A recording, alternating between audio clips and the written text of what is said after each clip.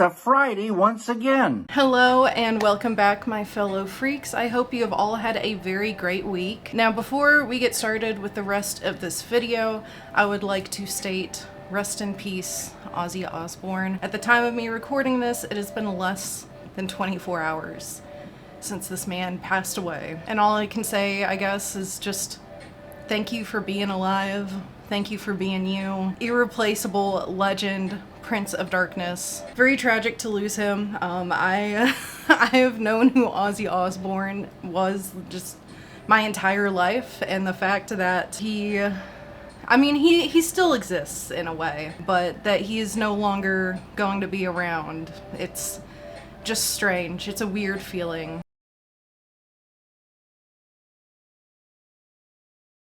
And this week we are on our second to last film for the summer of disturbing cinema, which is Tumbling Doll of Flesh from 1998, directed by Tamakichi Anaru. Man, we are almost done with our summer of disturbing cinema, and I won't lie, I'm kind of excited that we're almost done for a few reasons. First of all, even though I don't think I can put reactions onto YouTube, I have still been recording my raw initial reaction to these films every time I watch them. After this summer though, I'm going to not be recording my reaction to every single thing that I do.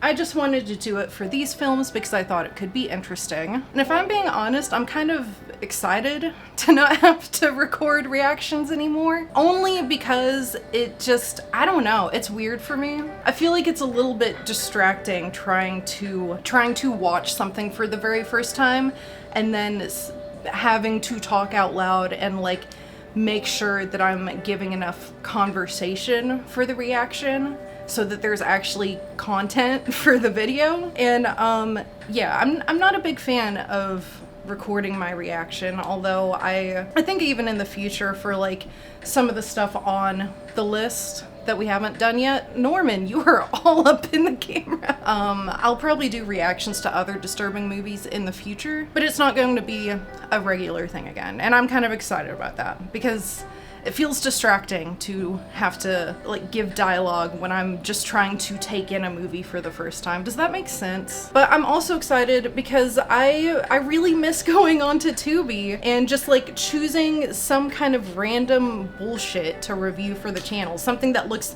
bad, and sometimes it's a hidden gem. Other times it's trash. I miss Tubi, dude. Are you kidding? For those of you who are new, because we've gotten a lot of new people for the summer of disturbing cinema, a lot of my videos are just choosing random bullshit off Tubi. I miss Tubi so bad, and I can't wait to go back to some Tubi movie content after this. It's not strictly Tubi though, but Tubi does have a very large catalog, so it usually ends up being a Tubi movie no matter what. So Tumbling Doll of Flesh has actually been the one on my list that I've been the most nervous for. Like, I don't know why. It's probably because this is the one that I know the least about. And many of the descriptions online, as per usual, descriptions online also just make it sound really, really horrible, and unfortunately most of the time it seems my imagination is much worse than the reality of what the film actually is, and that is still the case with Tumbling Doll of Flesh. Now, of course, we're going to get into it. I especially want to touch on the realism of it, and I'm not gonna lie, it is sick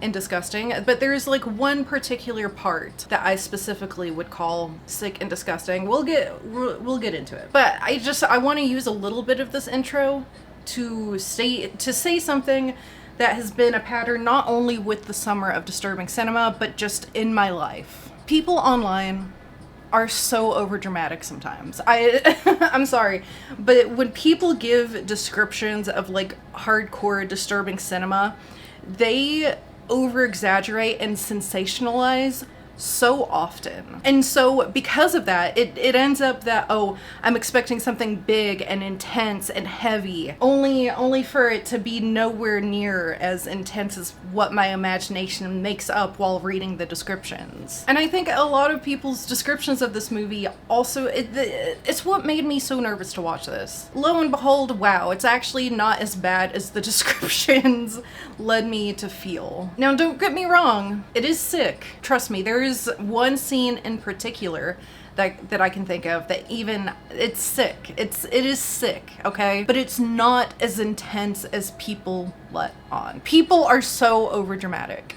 For an example, just for an example of what I mean, one of the descriptions that I saw over and over and over is that our lead female is trying to leave a situation, and to make her stay, it has been described that she gets beaten with a baseball bat. I'm about to go on a short tangent that probably only I care about. Words matter. When you tell me that someone's being beaten with a baseball bat, I'm picturing how Barbara was beaten with a baseball bat in Girl Hell 1999, where it's wham, wham, wham. What happens in Tumbling Doll of Flesh is a single bonk on the top of her head.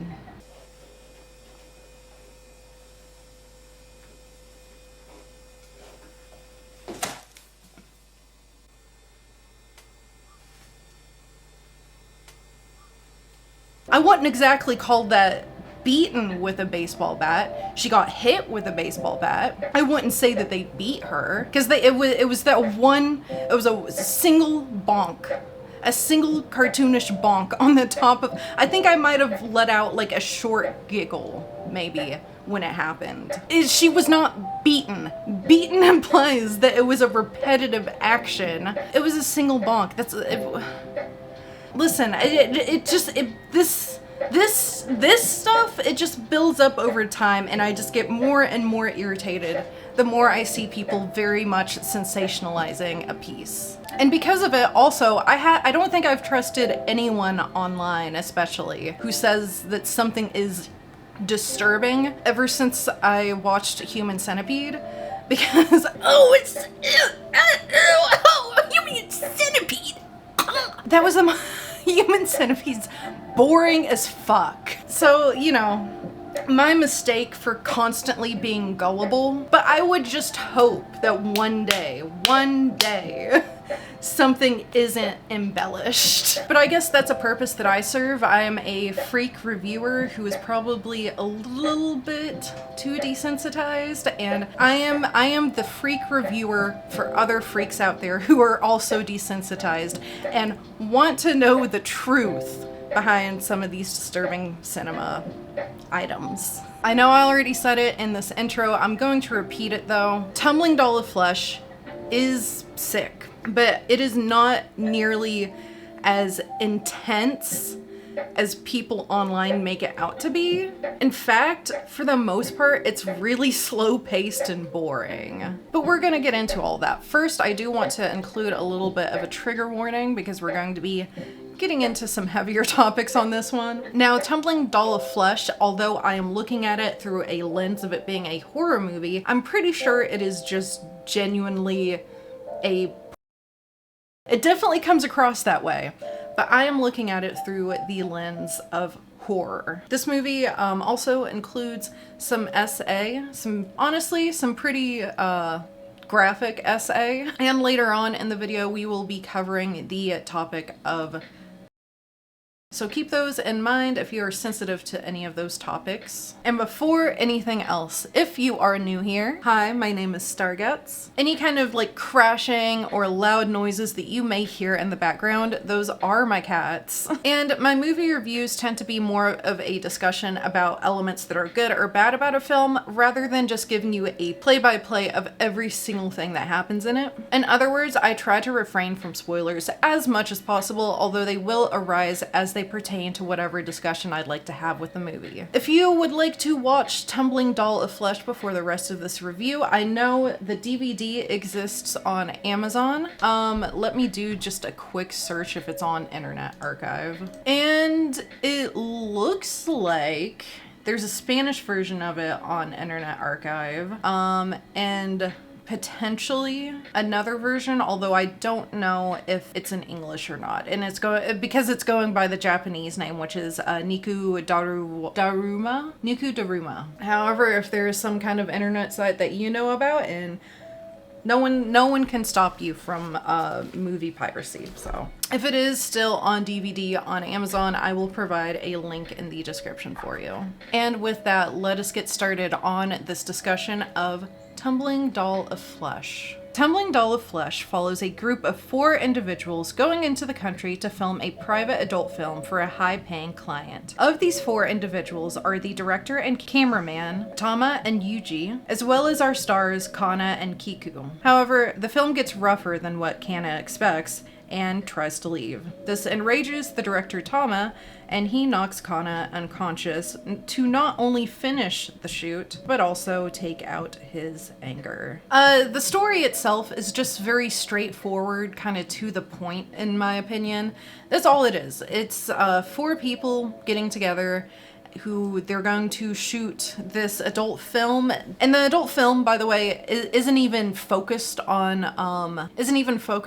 snuff. The client has an enema fetish, so the adult film that they're meant to be recording is supposed to be for an enema fetish.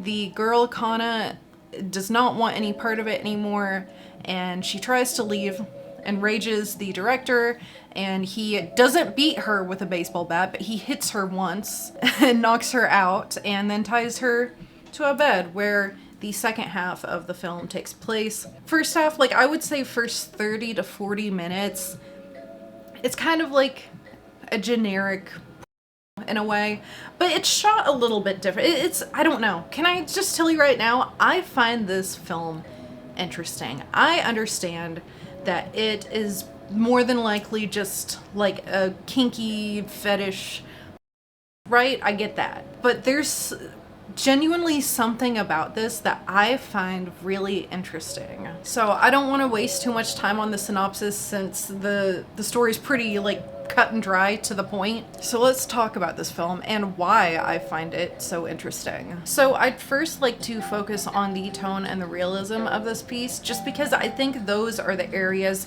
that really drew me in the most while watching this, and what made me feel like I shouldn't like this movie, but I kind of do. And it's because of like a lot of the tone and the way it's shot, and the man, can I just say, if it weren't for some of the more cinematic shots that we get, some more of the like set up deliberate scenes that get set up, if it were not for those scenes, I think Tumbling Doll of Flesh could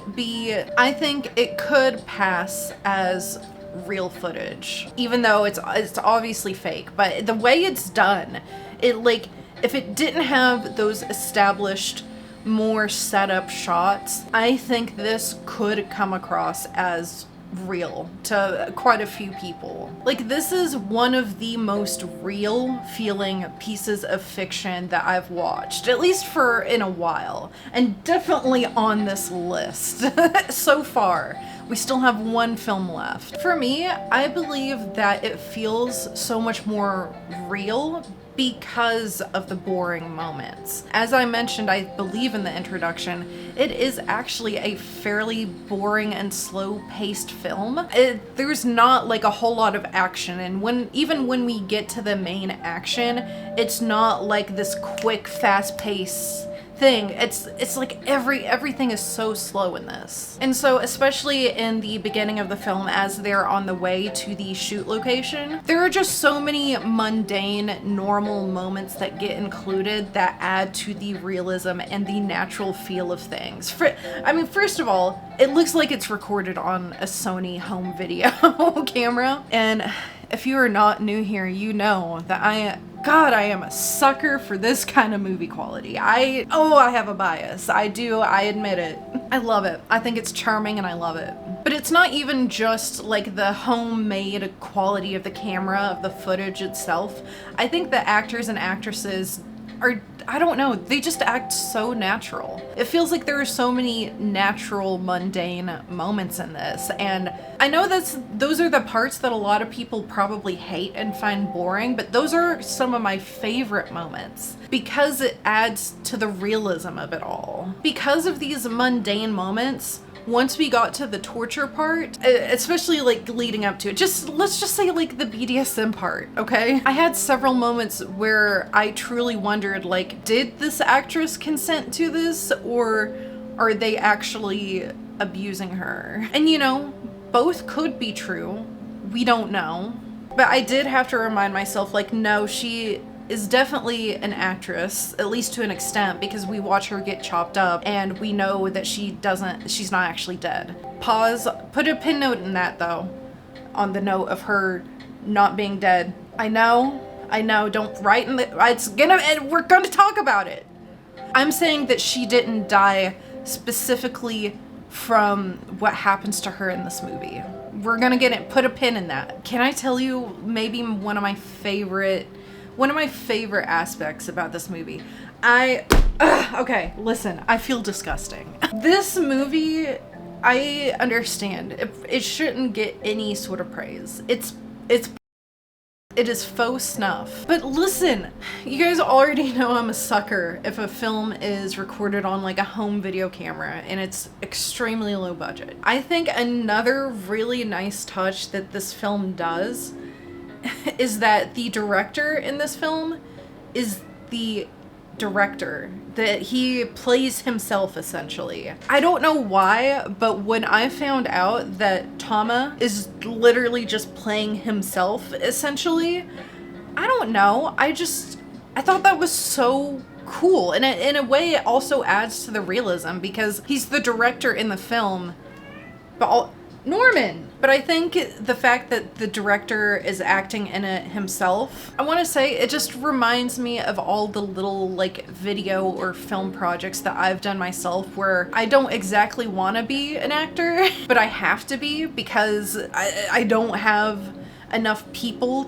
who want to be actors or can be or anything. And so it's just another like aspect of this homemade quality that I don't know.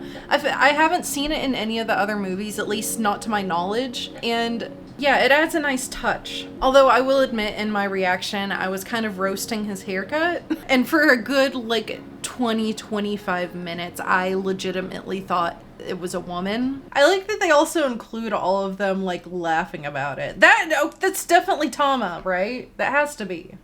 That's the hair is the same as the beginning. So then is Tama a girl or a guy? So I guess that is a guy back there. I mean, he has bangs. He has bangs like a girl.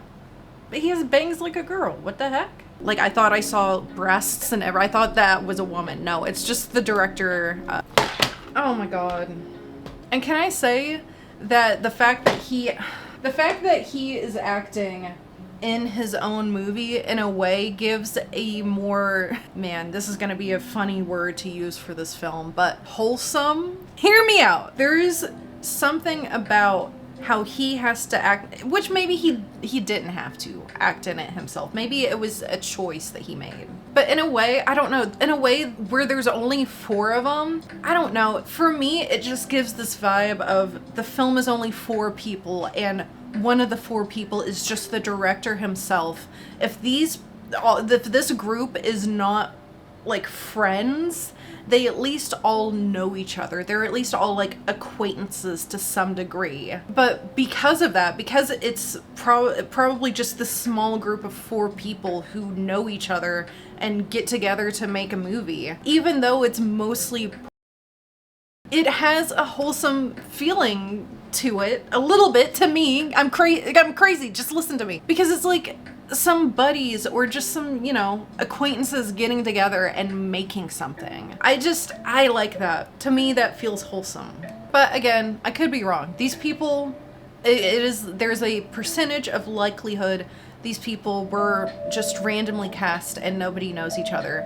But damn it, I feel like Tama and the cameraman at least have to know each other.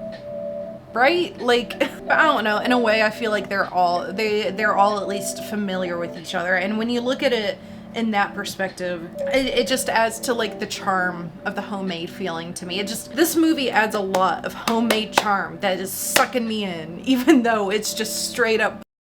Typically with these movies, I do like to touch on the gore and the special effects. I feel like I haven't really discussed it in detail for a while, actually.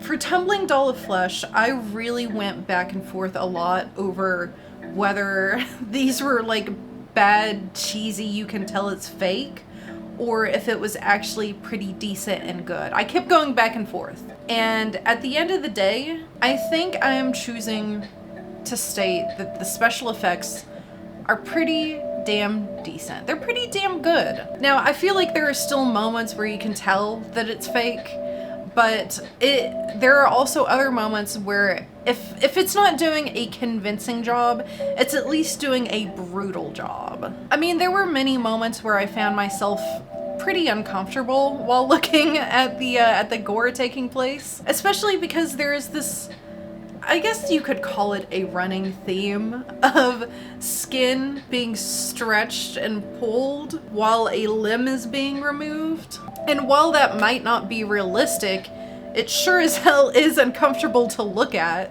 And it definitely does get uncomfortable during the moments where, you know, one of the guys is struggling to remove a part of Kana's body, when they're like twisting it and like pulling and snapping. It's uncomfortable. Even in, like, I think for the foot one, I feel like for the foot one, you can tell it's fake. But for everything else, it's another aspect that I liked in the special effects is that I remember there being like one clean cut, and that's the cut that happens on her stomach. But other than that, any kind of cutting that's taking place, it's like, it's not a clean cut. It's jagged.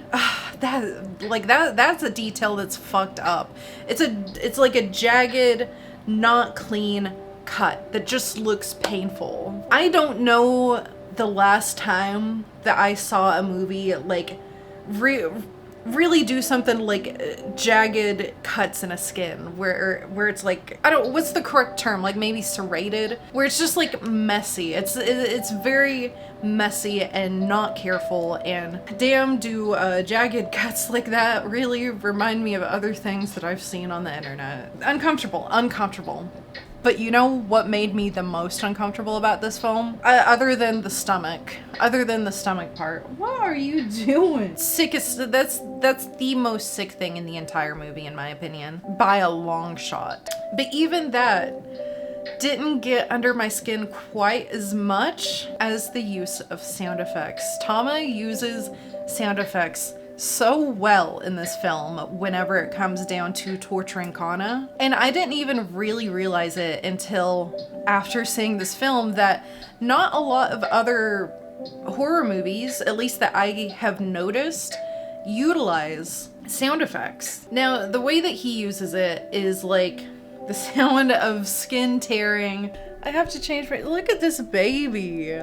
Oh my god. You're such a little brat. For his sound effects, it's mostly in regards to the sound of skin tearing and bones cracking or breaking, and that got me more than anything. I don't know why. It's probably because people don't utilize it very often, but it was so, in my opinion, that's so smart to utilize, because the sound of tearing flesh, the sound of tearing flesh kind of sounded like the ripping of jeans. It could have just been her jeans ripping, but I took it as skin ripping. Ugh, that sounded nasty. The bone stuff, the bones crunching. Ugh. The sound effects gave me goosebumps. I mean, not like heavy goosebumps, but there were like, even just now thinking about it, you can't tell on camera, I'm sure, but I'm getting little tiny goosebumps just thinking about the sound effects. And sometimes they're so subtle. Oh my god. Sound effects are done so well. I do just want to note, because I don't really know where else I could put it in here, but the final shot of Kana, how Kana ends up becoming by the end of it, and how they frame her corpse, how it looks, it's haunting. It is some fairly haunting imagery. I mean, I don't think it would be anything to keep me up at night because I know that it's all fake, but I can't deny that it is a pretty haunting image to come across, especially if you are not a freak and you are not like into or used to this kind of stuff. Now, we are still talking about the film's realism and tone, but I'm sure something that everyone is curious about. I call this a faux snuff, and how it's genuinely, and I think at its core, like, that is for the most part just what this movie is. Now, I'm not unfamiliar with snuff. I think Slaughtered Vomit Dolls was supposed to be fake snuff. some of the worst that I've ever seen. But I do remember really liking, oh my god, is it Sean Tretta? I want to call him David Tretta for some reason. I'm pretty confident it's Sean Tretta. But I remember really liking Tretta's film, The Great American Snuff Film. And I think for a fictive story surrounding the production of a snuff film, it does a really good job of giving like a solid story surrounding snuff. If you haven't seen my review on that, I'll leave a card up here for you guys. But where The Great American Snuff Film has probably been the best fictional story surrounding the production of snuff, I feel like Tumbling Doll of Flesh has been the best, most convincing and realistic actual faux snuff that I've seen. Like something actually trying to replicate snuff. Now keep in mind, I have not yet seen Guinea Pig. That is for next week. And so it could change next week when I see Guinea Pig. I saw a few little like comments and reviews people have made online stating that Tumbling Doll of Flesh is kind of just a lower budget, lower quality guinea pig. And if that's the case, one, I fear that I may end up kind of liking Guinea Pig. And two, well, it could be the fact that that ends up taking the spot as the best fake snuff that I've seen. But so far, Tumbling Doll of Flesh, like, not only does it have moments that are very convincingly realistic that kind of make you forget that you're watching something that is confirmed fiction. When I think of snuff, I don't think of whatever the hell Slaughtered Vomit Dolls is doing. I think of this. It feels like, I think that's another, because it's not so extreme and in your face as like a Lucifer Valentine picture would be, it feels more mundane. And because it feels more mundane, it feels more real, it feels more convincing that this is like close to like just genuine snuff. Like, to piggyback off of the sum, I think it's really that Tumbling Doll of Flesh isn't trying too hard. There's nothing about it that's trying too hard. It's very natural. And because of that, it just feels more real to me. Because everything is just natural. Everything just comes across very natural in this film. And because it's a little bit more mundane, I think that helps with the realism factor of it and helps it become more of like a realistic faux snuff film. This is the most snuffy snuff film I have seen so far. It is exactly what I think about when I think of a snuff film, which is just general porn, and then the porn takes a turn into like torture and mutilation. So like, for example, I'm about to go into a little bit more detail of what happens in the last half of this movie. If that is something that makes you uncomfortable, just move on to the next section, because this is the last topic that we have for this one. Some of the things included in this film that come across to me as more genuine snuff, like a genuine representation of snuff. You know, I already touched, it feels casual, it feels natural. Everything about it it feels natural. And I think what helps that is the fact that it's not trying to be edgy, it's like normal. Does that make sense? It's normal. Everything about it is normal except for the mutilation. That comes across more real to me than Lucifer Valentine films. But then, of course, the content itself. I mean, there are things such as the man Kiku is essaying Kana as she is knocked out and tied down, and while he is essaying her, the director is at the foot of the bed with a cleaver and is chopping off Kana's foot. That to me is snuff. Or, for example, the finale that I mentioned earlier. Would you like to know what that finale is? It is by far the sickest part of this film. For the finale, they cut open Kana's stomach and begin to play with her organs, and then they tell Kiku to get on top of her and penetrate her organs. And so Kiku penetrates her organs unconsensually, but at the same time, I think Kana might already be dead at this point. Either way, whether she's dead or alive, it doesn't make it any better. He's essentially essaying her through her stomach through her organs, and he does it to completion, and we see it happen to completion. And that's, you know, that's something else that I'm surprised a lot of these other films have not utilized, which is the presence of semen. Disgusting. The presence of semen after essaying guts on a dead person. It's nasty. That is nasty, degenerate work. By far, the sickest thing in the movie, by a long shot. But again, that gives me more snuff than like a big chunk of the faux snuff that I've seen so far. Now, granted, I haven't seen every faux snuff to ever exist. I'm just giving you my opinion from the catalog I have in my brain. Hi, Momo. Jeez, I have cats all over the place in this video. Really quick, I do just want to cover like 2 cons that I thought about while watching this movie, or maybe 2 cons that I had. The first one I've kind of already touched on, and that's just the fact that it's a very slow-paced and boring film. Of course, from people's like descriptions, I don't know, I guess I picture something more fast-paced, more brutal, and definitely more intense and extreme. And while this film is sick, it's very slow-paced, extremely slow-paced, and kind of boring at a lot of moments. Now, granted, I am probably as desensitized to as I am like gore and stuff. So majority of the film, before we get to the torture, I'm like I already feel bored and awkward in a way, because we're just sitting there watching like genuine content with little scenes of like mundane normalcy kind of spliced in there. By the way, absolutely no sex in this film lasts as long as the scene and gutter balls. Just I still want to highlight that. So, you know, that means a pretty big chunk of this movie I'm just sitting there waiting for it to end, pretty much. Like, okay. And it's usually awkward to sit through, because sometimes my husband comes into the room and he has to witness what I am watching, and I just have to be like, it's for the channel. But this time it was actually probably a little bit less awkward than it would usually be, because everything was blurred.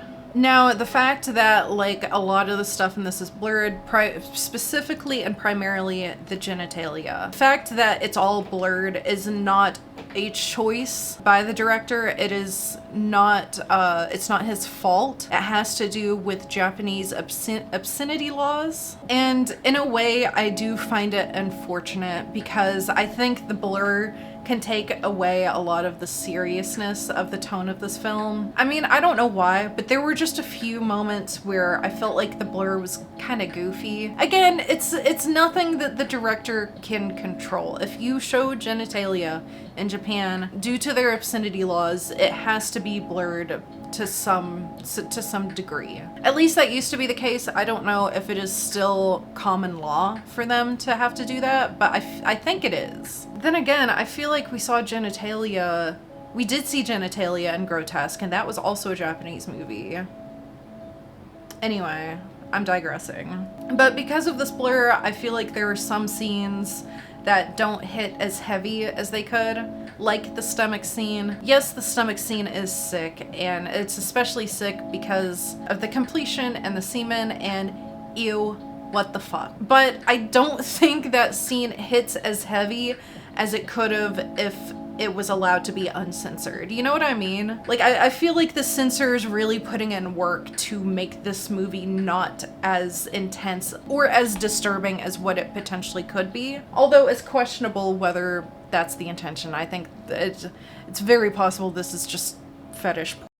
But those were the 2 main cons that I had about it. I mean, I didn't have a lot of cons. There's not a lot to talk about in general anyway. And I feel like a lot of what I had to comment on has to do with the tone and the realism of the film, which I am I'm a fan. I think I'm a fan of it. However, there actually is probably one more con to this film, which centers around the actress Kanako Ooba. This is the part of the video where we will be discussing If this is something that is triggering to you and that you are uncomfortable with, please continue on to our conclusion. The conclusion will not have any discussion of this, so it is safe to move on to that point if you do not want to hear this discussion. So part of Tumbling Doll of Flesh's infamy, I believe, has to do with the actress for Kana, whose name is Kanako Ooba. And allegedly, after this film was made, allegedly Kanako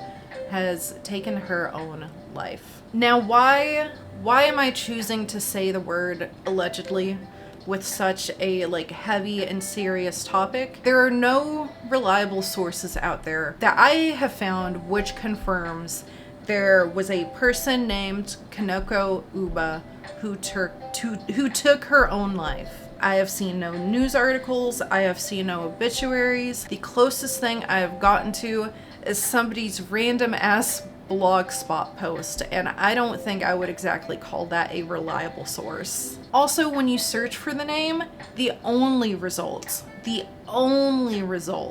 have to do with the film. The only information that I can find anywhere about it is in just random comment sections of people saying how Kanako Ooba took her own life in 1999, the eve of, I think it was the eve before the premiere of this film, and she took her own life by stepping in front of a moving train, which, can I be honest, feels like something set up a little bit too well. And this is gonna sound a little bit insensitive. In my personal opinion, I don't think she's actually dead.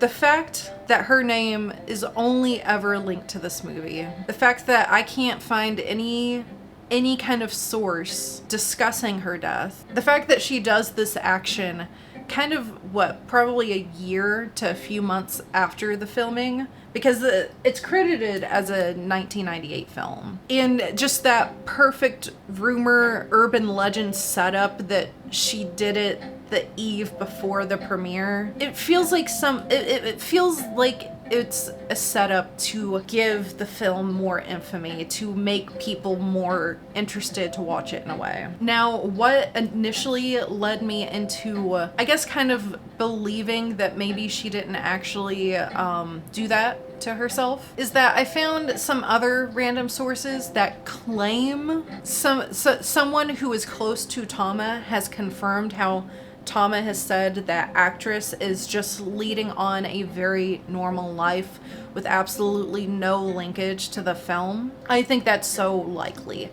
I think that is so incredibly likely. But the source that says she's still alive is as unreliable as the sources that say she is no longer with us. Now, to me, Kanako Ooba seems to be a pseudonym that was only used in this movie and nowhere else. Because again, when you Google it, the only results are for Tumbling Doll of Flesh. And if it happened in 1999, I should be able to find it on the internet, because obituaries were on the internet by 1999. Now, I will say, to be fair, I'm not a research expert on foreign topics, so I don't have a lot of experience trying to find information that might be on foreign websites. Meaning, I think every site I access is in English or whatever. Listen, I do please encourage you. Anyone who knows how to do Google searches or what appropriate search engines to use to get Japanese content, if you know how to do that, I please encourage you to also look her up, try to find any news article regarding this, any kind of an obituary, anything.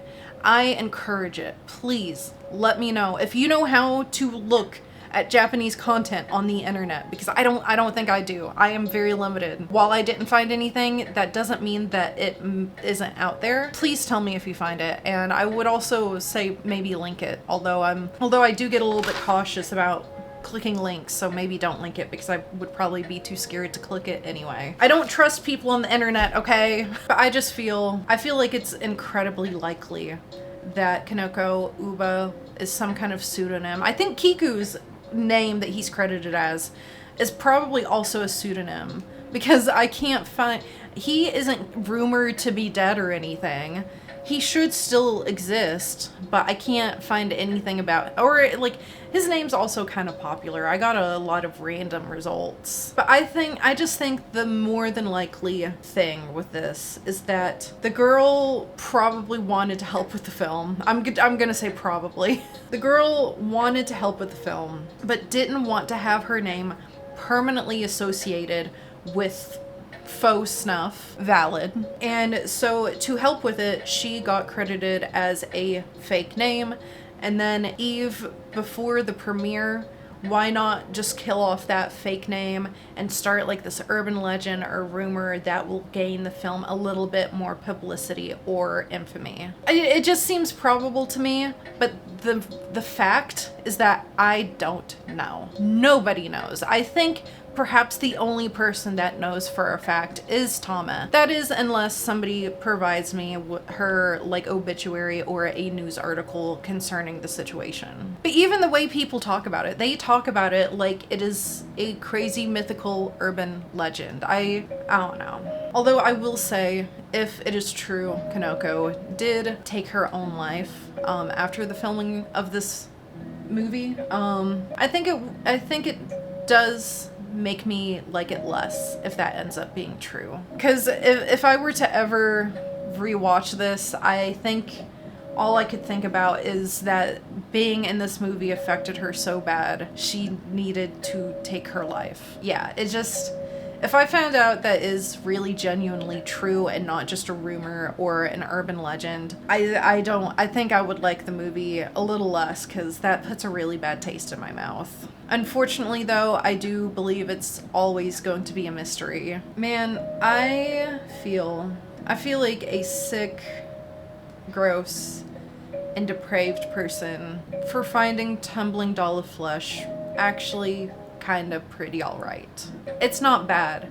For the most part, I think I just found it interesting, primarily for the way that it's shot and some of the director's, I suppose, artistic choices. Again, I looked at this through the lens of a horror movie rather than what I think its intention was, which is just straight up fake snuff.